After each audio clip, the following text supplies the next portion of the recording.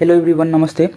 आज हामी क्लास 10 को युनिट 8 प्रेसर भन्ने च्याप्टर पढ्न गइरहेका छौं र मैले सोचिरहेको छु यो पढेको स्लाइडहरु हैन नोटहरु भयो भने यो प्रेसर भन्ने च्याप्टरको लास्ट भिडियोतिर यसको फाइलको लिंक राखिदिन्छु होला, मिल्यो भने अब हेरौं के हुन्छ। अनि प्रेसर भन्नेबाट सुरु गरौँ है। प्रेसर भने के भने the force acting perpendicular per unit area is called pressure। कस्तो फोर्स त फोर्स कस्तो एक्ट हुनु पर्यो त कुनै पनि सरफेसमा कस्तो एक्ट हुनु पर्यो त परपेंडिकुलर एक्ट हुनु पर्यो। सपोज यो तपाईको घरको भित्ता हो भने फोर्स कसरी जानु पर्यो त परपेंडिकुलर जानु पर्यो, 90 डिग्री बनाउनु पर्यो फोर्स र सरफेससँग है। तपाईको मनमा लाग्ला के म यसरी धक्कल्छु भने त्यो प्रेसर लाग्दैन त? लाग्छ, त्यसै पनि लाग्छ र यसको यो फोर्सको कम्पोनेन्ट निकाल्नु पर्छ के। अनि यो सपोज यो भयो भने यो फोर्स यति थीटा डिग्री बनाएको छ भने यो कम्पोनेन्टको के हुन्छ, यसको यो फोर्सको यो कम्पोनेन्ट के हुन्छ। तपाईको यो भित्ता हो भने यो कम्पोनेन्टले कति यो फोर्सको यो कम्पोनेन्ट बुझ्नुभयो। यसले एक्स कम्पोनेन्ट मान्यो, सपोज यो वाइ कम्पोनेन्ट मान्यो भने यो एक्स कम्पोनेन्ट कति छ त यो फोर्सको, त्यो force that is it is के हुन्छ परपेंडिकुलर हुन्छ। त्यो कुरा यसले तपाईलाई जान्नु पर्दैन जस्तो लाग्छ मलाई है। यो कुरा जान्नु पर्दैन, यो प्लस 2 तिर हेरिन्छ है। यो बुझ्नु कुनै पनि फोर्स कस्तो हुनु पर्यो त 90 डिग्री हुनु पर्यो, दैट इज कुनै पनि सरफेससँग 90 degree. The force acting perpendicular per unit area, त्यो एरियामा कस्तो त 90 डिग्री भयो भने त्यसलाई नै के भन्छ त प्रेसर भन्छ है। अब यता हेर्नु तपाई, अब यो डेफिनेसन अलि राम्ररी बुझ्नुपर्छ कि हामीहरु यस्तो हो कि डेफिनेसन रड दिन्छ हैन, बुझ्न चाहिँ बुझ्दैनौं, बुझ्यो भने इजी हुन्छ के सबै कुरा। अब हेरौँ के भन्छ हैन, फोर्स एक्टिङ परपेंडिकुलर पर युनिट एरिया। सपोज यो तपाईको हैन कुनै पनि एउटा मानौं तपाईको यो टेबलको सरफेस हो, माथिको सरफेस हो भने तपाई फोर्स लगाउँदै छ भने यो टेबलमा लगाउँदै छ पुरै सपोज त, अनि यो सरफेसको त्यो टेबलको सरफेसमा लगाउँदै छ भने युनिट एरियामा कति फोर्स लाग्छ त त्यसलाई नै के भन्छ त प्रेसर भन्छ है। युनिट एरिया त्यही म हेर्नु यता लेखेको रहेछ, युनिट एरियामा कति फोर्स लाग्छ त त्यसलाई नै के भन्छ त प्रेसर। सो प्रेसर इज के भयो भने फोर्स बाइ एरिया। युनिट एरियामा के कति फोर्स लाग्छ भन्ने कुरा म यता तपाईलाई बुझाउन गइरहेको छु है। सपोज तपाई यो लिनु भयो हैन, तपाईको टेबल भयो ल, तपाई यो हात लिएर के गर्नुहुन्छ प्रेसर लगाउँदै हुनुहुन्छ टेबलमा र तपाईको यो हातले ओकुपाई गरेको एरिया सपोज गर्नु तपाई 2 मिटर रहेको छ। सपोज के गर्नु त एरिया 2 मिटर रहेको छ है त। अनि तपाईले फोर्स लगाउनु भएको छ भने मानम कति लगाउनु भएको छ भने 4 न्यूटन फोर्स लगाउनु भएको रहेछ है त। अनि कति प्रेसर त भयो त, प्रेसर कति लगाउँदै हुनुहुन्छ तपाई त? हामी के कुरा गरेका थियौ त कि परपेंडिकुलर फोर्स कस्तो हुनु पर्यो त परपेंडिकुलर एक्टिङ हैन त्यो एरियामा, दैट इज युनिट एरियामा कति फोर्स लाग्यो त त्यसलाई नै के भन्छ प्रेसर। तपाई फोर्स लगाउँदै हुनुहुन्छ, यु आर कतिमा यु आर सपोज टु कतिमा लगाउँदै हुनुहुन्छ त फोर्स त 2 मिटर स्क्वायर है, एरिया त स्क्वायर हुन्छ। सो 2 मिटर स्क्वायरमा तपाई के गर्दै हुनुहुन्छ भने फोर्स लगाउँदै हुनुहुन्छ। कति फोर्स त 4 न्यूटन फोर्स लगाउँदै हुनुहुन्छ तपाई। सो युनिट एरियामा कति लगाउँदै हुनुहुन्छ त दैट इज 1 मिटर स्क्वायरमा कति फोर्स तपाई लगाउँदै हुनुहुन्छ त्यसलाई नै के भन्छ त प्रेसर। अब हेर्नु है, 2 मिटर स्क्वायरमा तपाई कति फोर्स लगाउनु भएको छ त 4 न्यूटन। 1 मिटर स्क्वायरमा कति लगाउनु भयो त 2 न्यूटन हो, त्यसलाई नै के भन्छ त 1 मिटर स्क्वायरमा कति फोर्स लगाउनु भयो 2 न्यूटन, त्यसलाई नै के भन्छ त प्रेसर भन्छ। दैट इज 2 पास्कल प्रेसर है, बुझ्नुभयो। पास्कल यसलाई न्यूटन पर मिटर स्क्वायर भन्छ, एसआई युनिट, बुझ्नुभयो। अब हामी एक्ज्याक्टली फर्मुलामा हेरौँ है के भन्छ भने तपाई कति फोर्स लगाउँदै हुनुहुन्छ 4 न्यूटन फोर्स 2 मिटर एरियामा। सो यसरी एउटा एक्जाम्पल तपाई बुझ्नु है, एउटा एक्जाम्पल दिइरहेको छु म। तपाई 5 जना साथी है, 5 जना साथी हुनुहुन्छ 5 फ्रेन्ड्स है, र तपाईसँग 10 वटा एप्पल छ ल। तनी एप्पल छ भने एकजनाको भागमा कति एप्पल पर्छ त त्यो निकाल्नु पर्यो भने के गर्छ हामी त एप्पल डिभाइडेड बाइ फ्रेन्ड्स गर्छु द्याट इज दुईटा एकजनामा पऱ्यो द्याट इज एकजनाको लागि कति पऱ्यो त यति युनिट एरियामा कति फोर्स लाग्यो त सेम त्यही गर्ने फोर्स कति लागेको छ र एरिया द्याट इज युनिट एरियामा निकाल्नु छ नि त फ्रेन्ड्सलाई एउटा निकाल्नु छ से युनिट भनेको एउटा एरियामा मतलब एउटा द्याट इज एउटा एरिया मतलब यसो बुझौँ न युनिट एरिया भनेको 1 मिटर स्क्वायरमा कति फोर्स लाग्छ त so that is force by area that is pressure is कस्तो के भयो त हाम्रो force by area so force कति लाग्यो त हाम्रो 4 न्युटन द्याट इज यसले 4 गरौँ 4 न्युटन एरिया कति छ त 2 मिटर स्क्वायर छ सो 4 बाई 2 गऱ्यो भने कति आयो त 2 न्युटन पर मिटर स्क्वायर है यसलाई नि के लेख्न सकिन्छ त पास्कल प्रेसर बुझ्नुभयो त बुझ्नुभयो अनि त्यही लेख्या हो pressure is to force by area that is कति फोर्स लाग्यो त युनिट एरियामा कति लगायो भने divide by that area okay बुझ्नुभयो त्यसपछि एसआई युनिट कति यसको के रहेछ त पास्कल रहेछ त्यसलाई के भन्न सकिन्छ त 1 newton that is newton per metre square pascal 1 अनि यसो गर्नु त 1 होइन द्याट इज त्योसँग यो 1लाई काटौँ है द्याट इज केसँग इक्वल हुन्छ त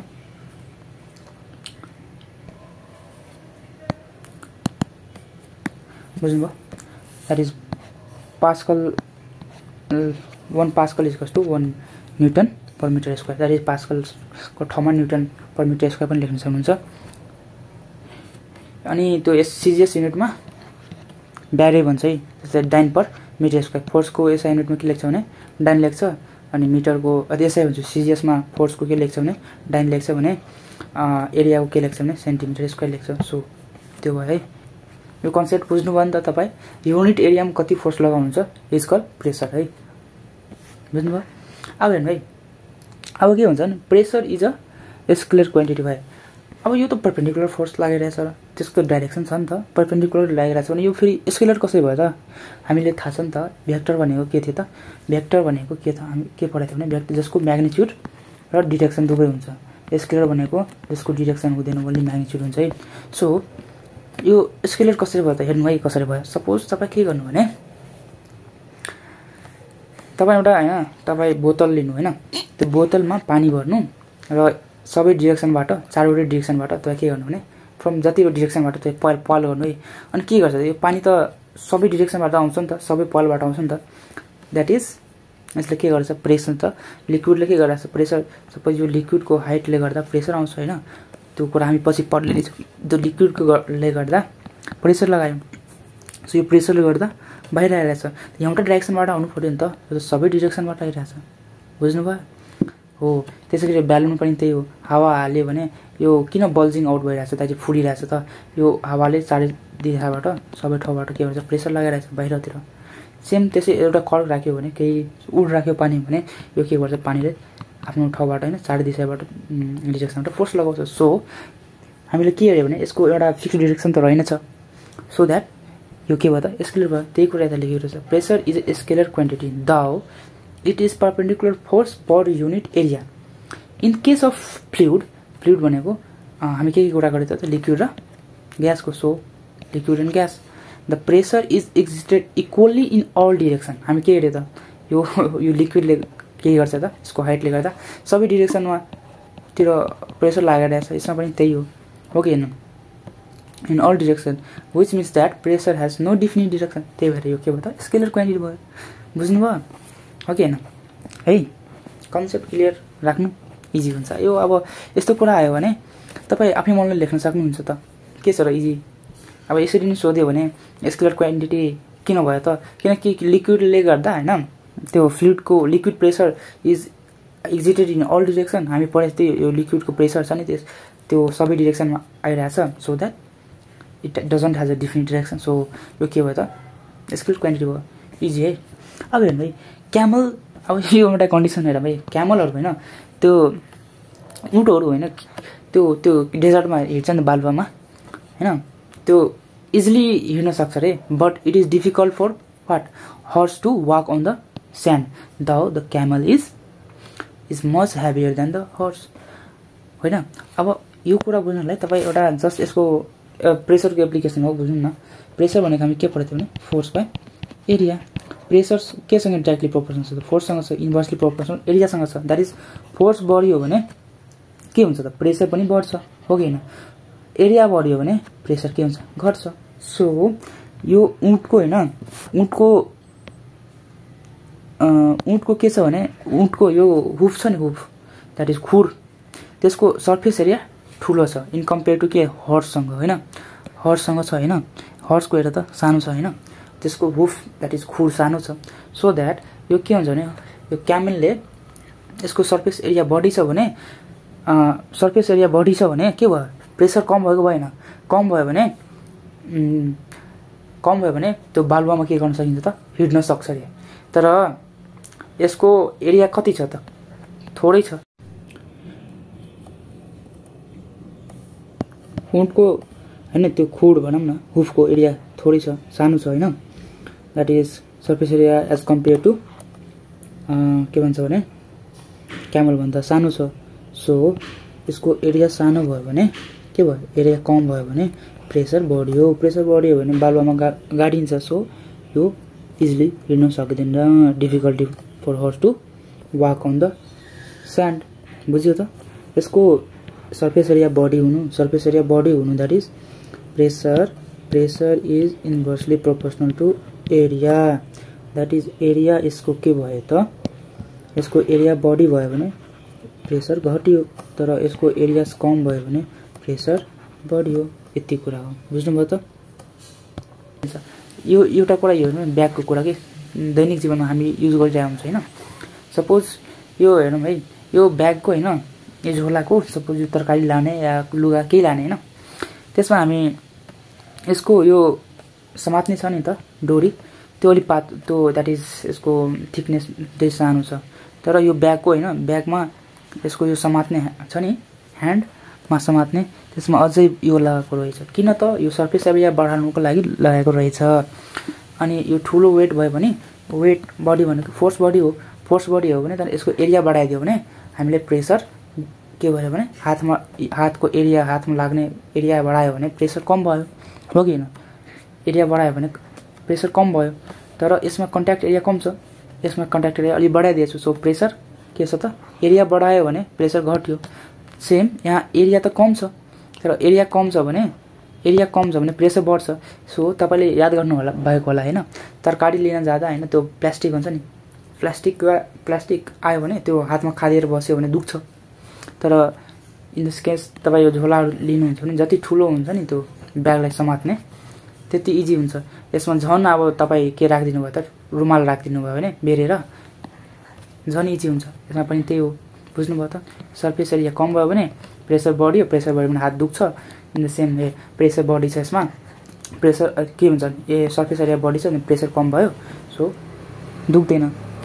अब हेरौँ है अब यति कुरा त बुझिसक्यो हामी प्रेसर भनेको के हो। अब प्रेसर भनेको त बुझिसक्यो। अब 1 पास्कल प्रेसर भनेको नाममा हेरौँ है के भन्छ 1 पास्कल प्रेसर। पास्कल प्रेसर कति त 1 पास्कल प्रेसर। हामी प्रेसरको के डिफिनेसन गराएको थियो त P = फोर्स बाइ एरिया। अनि यो 1 हुनलाई के हुनुपर्छ मान्नु तपाई म बुझाउन खोजे हो। 1 हुनलाई के हुने फोर्स कति हुनु पर्यो 1 हुनु पर्यो र एरिया कति पर्यो 1 हुनु पर्यो। द्याट इज युनिटमा यसको फोर्सको युनिट के भयो न्युटन, यसको मिटर, यसको एसआई युनिटमा हामी कुरा गर्छौँ है। बुझ्नुभयो त। ओहो अब त्यही भन्छ 1 पास्कल प्रेसर भनेको अब सब 1 पास्कल भनेको यसको भ्यालु के हुनु पर्यो त 1 हुनु पर्यो। सो द्याट यसको नि भ्यालु 1 हुनु पर्यो, यसको नि भ्यालु 1 हुनु पर्यो हो कि हैन। यसरी बुझ्नु त्यही भन्छ। यसरी म बुझ्नलाई भने हो यो कन्सेप्ट बुझ्नलाई बुझ्नुभयो। अनि के भन्छ भने यति बुझ्नुभयो। सो अब डिफिनेसन पनि जान्नु त के भन्छ भने अब the pressure exerted by 1 newton force acting normally that is perpendicularly upon the area कुन त्यो एरियामा लाग्दैछ of 1 metre square equal 1 pascal pressure. बुझ्नुभयो के भन्छ हामीले के कुरा गरे त हामीले पास्कल कति पास्कल लगाउनु पर्यो त 1 पास्कल प्रेसर लगाउनु पर्यो। सो द्याट 1 पास्कल प्रेसर कसरी लाग्छ ल तपाई भन्दै हुनुहुन्छ 1 पास्कल प्रेसर म लगाउँछु कुनै अब्जेक्टमा द्याट इज सर्फेसमा। त्यसको लागि 1 हुनको लागि एज सिम्पली के भन्नु भने अर्को यता पनि 1 हुनु पर्यो। यो डायमिटर डाइमेन्सन पनि यो यताको 1 हुनु पर्यो। सो यो 1 न्युटन फोर्स र यो 1 मिटर स्क्वायर यो बुझ्नलाई म भने हो बुझ्नुभयो हो कि हैन सो दैट यो के भयो भने त हो बुझ्नुभयो त कन्सेप्ट यति हो अब हेरौँ है हामी अब एउटा कुरा बुझौँ है हामी त्यो अघि हामी यो कुरा गरेको थियौँ नि त यसको बारेमा योबाट पानी आउँछ हैन अनि सपोज यो ब्यालुनमा दुवैतिरबाट पल गऱ्यो भने हावा निस्किन्छ नि त हो कि हैन तर सपोज तपाई इटा राख्नु हैन एउटा माथि अर्को इटा त्यो इटा त जादैन साइडमा जादैन हो कि हैन सपोज एउटा इटा माथि अर्को इटा राख्यो त भने यो इटा त फुस्किदैन हैन त अब कन्सेप्ट के आयो भने हामी त्यो प्रेसर छ नि त प्रेसर त्यो प्रेसरको छ नि यो प्रेसर अब ट्रान्समिट कसरी हुन्छ त कुन डाइरेक्सन ट्रान्समिट हुने रे हो कि हैन त्यो बुझ्नु पर्यो है त्यो बुझ्न गइरहेको छु दैट इज टपिक के छ त ट्रान्समिसन अफ प्रेसर अब के भन्छ भने ट्रान्समिसन अफ प्रेसरमा अब हेरौँ है अब अघि हामी के कुरा गरेको थियो त्यो लिक्विड त्यो बोतलमा पल गऱ्यो भने पानी निस्किन्छ हो कि हैन अब यो कन्डिसन हेरौँ है अब तपाईँ एउटा कुरा बुझ्नु यो ग्यास भयो है यो सोलिड भयो र यो लिक्विड भयो योमा के हेर्न खोज्यो भने त्यो मोलिकुल छ हैन मोलिकुलको बीचमा इन्टरमोलिकुलर डिस्टेन्स कतिको रहेछ त्यो हेर्न खोजेको यो पिक्चरले यसमा पुरै खादिएर बसेछ तर यसमा के छ भने त्यो ग्यासमा अलि डिस्पर्स बढी छ अनि लिक्विडमा त्यो ग्यासभन्दा कम डिस्पर्स छ र सोलिडभन्दा बढी डिस्पर्स छ लिक्विडहरु दैट इज इन्टरमोलिकुलर डिस्टेन्स बढी छ यिनीहरुको बीच सोलिडभन्दा सो अब हामी के गरेछ भने यसमा यदि प्रेसर लगायो भने सपोज इटा मानौं न त तपाई एउटा इटा लिनुभयो अनि यसमा प्रेसर लगायो भने अब यो मोलिकुल्सहरु पुरै क्लोजली टाइड छ भने यो मोलिकुल्सहरु के हुन्छ भने सर्दैन तर त्यसमा लिक्विड र सोलिडमा यदि हामी फोर्स लगायो भने यो लिक्विडको मोलिकुल्स यति सोलिड ग्यासको मोलिकुल्स र लिक्विडको मोलिकुल्स के हुन्छ भने सर्न सक्छ बट सोलिडको मोलिकुल्स इन्ट्याक्ट हुन्छ सर्दैन अब धेरै नै फोर्स लगायो त अब दैट इज अनदर कुरा हो तर एज नर्मली हेर्यो भने सर्दैन सो दैट अब प्रेसर कसरी ट्रान्समिट हुन्छ त त्यो कुरा हेरौँ त्यही भन्छ अब यो मोलिकुल्स सर्छ फुस्केर जान्छ आफ्नो ठाउँबाट अर्को ठाउँमा जान सक्छ यो मोलिकुल्स तर यो जादैन कन्सेप्ट यो हो के अब त्यही कुरा हो र अनि अर्को कुरा हेरौँ है अब त्यो पुरै खादिएर बस्यो भने छ भने लिक्विड अनि लिक्विड अति सोलिड त्यो कम्प्रेस हुँदैन योभन्दा अलि कम खादिएर बसेछ योभन्दा झन कम खादिएर बसेछ दैट इज हाइली डिस्पर्स छ यो कम डिस्पर्स छ यो पुरै नजिकको बसेछ सो यो मोलिकुल्स धेरै टाढा छ भने यसले कम्प्रेस गर्न सकिन्छ तर यो के छ भने पुरै नजिक छ यो कम्प्रेसै हुँदैन र लिक्विड पनि के हुन्छ भने कम्प्रेस हुँदैन नेग्लिजिबल हुन्छ के कम्प्रेसन हुँदैन बुझौँ न है अब हेरौँ यति बुझ्नु भएको कुरा अब हेरौँ के भन्छ भने द मोलिकुल्स इन सोलिड अब हामी त्यही कुरा हो फुस्किएर जान्छ भने त्यही हो दैट इज यो सर्न सक्छ के लिक्विड सर्न सक्छ ग्यास सर्न सक्छ र लिक्विड पनि सर्न सक्छ सो दैट हामी एउटा कुनै हाइटबाट पानीलाई छोड्यो भने बगेर जान्छ नि किनकि त्यसको लिक्विड क्यान मुभ लिक्विडको मोलिकुल्स क्यान मुभ त्यही हो कुरा यसको पनि मुभ सो दैट त्यो बोतलमा राख्यो भने पाल बनाएर एक आपसबाट अर्को पालबाट निस्केर जान्छ सो त्यही के भन्छ molecules in solid are packed very close to each other they have a definite shape and volume तपाईँ यो आइसको कुरा गरेछ तपाईँ ब्रिक्स दैट इज व्हाट के भन्छ भने इटाको कुरा गऱ्यो भने इटाको कुरा गऱ्यो भने यसको शेप छ हैन यसको एउटा सर्टेन भोल्युम छ तर molecules in solid do not move and change so that the molecules in solid do not move and change their position र त्यही कुरा डिफिनिट शेप छ र भोल्युम छ र मोलिकुल्स के भन्छ भने the molecules in the solid do not move हामी अघि कुरा गरिसकेको थियो एन्ड चेन्ज इट पोजिसन त्यही कुरा बनाएछ when a force is applied to one side of a solid object the pressure is not transmit throughout the solid object बुझ्नुभयो त्यो थ्रु आउट द सोलिड अब्जेक्टतिर हुँदैन रे दैट इज ट्रान्समिट हुँदैन but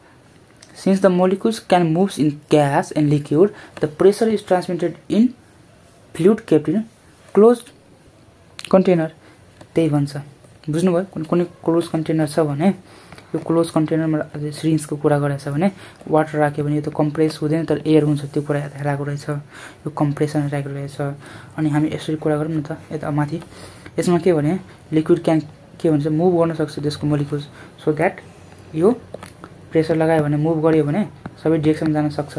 तर सेम इन द ग्यास यता force लगायो भने यो अझै यतातिर बल्झेर आउँछ, द्याट इज ठुलो भएर आउँछ बल्झेर।